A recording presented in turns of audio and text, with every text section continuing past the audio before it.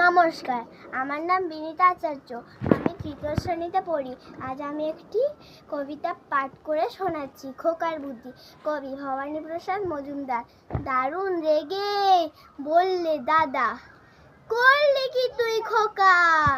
আঁকার কথা প্রজাপতি, আঁকলি শুঁয়োপোকা।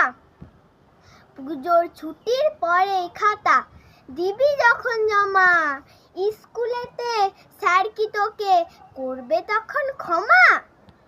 রং তুলি সব সরিয়ে রেখে বললে হেসে খোকা, আমায় তুমি মিছেই দাদা ভাবছ নেহাত বোকা।